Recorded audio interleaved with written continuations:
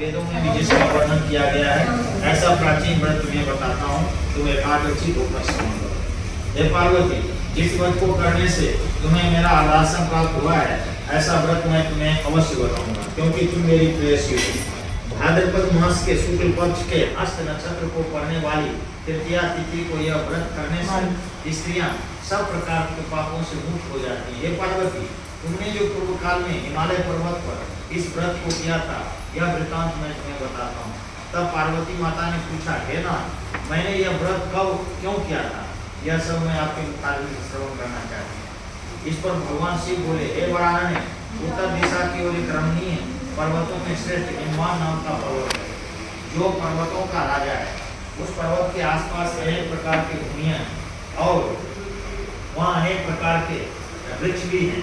उस पर्वत पर देवता, पक्षी, सिद्ध, चारण विचरण करते रहते हैं तथा गंधर्व और अप्सराएं रंगित होकर नाच गान करते रहते हैं। उस पर्वत पर अनेक शिखर हैं, जिसमें रत्न, स्फटिक, वैजूरी, मणि आदि हैं।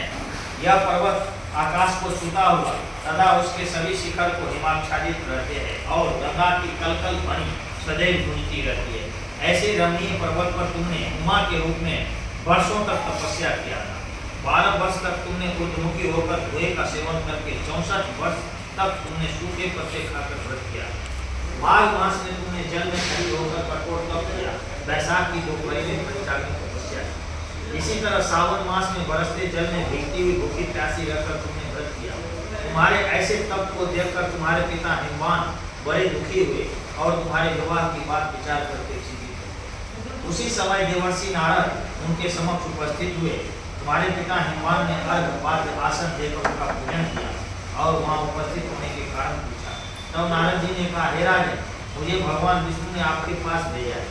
आपकी सुंदर कन्या के लिए विष्णु योग्य वर है, उनके जैसा अन्य कोई देव नहीं है। इसीलिए मेरे परामर्श अनुसार आप अपनी कन्या का विवाह भगवान विष्णु से अवश्य करें। ऐसा सुनकर प्रभुराज हिमवान ने कहा, यह तो मेरा और भाग्य है कि स्वयं भगवान विष्णु ने मेरी पुत्री को स्वीकार किया है, अतः मैं अवश्य अपनी पत्नी उमा का विवाह करूंगा विष्णु के साथ। हिमवान की बात सुनकर नारद जी वैकुंठ में भगवान विष्णु के पास पहुंचे और उनका विवाह पक्का करने संबंधी वृत्तांत सुनाया।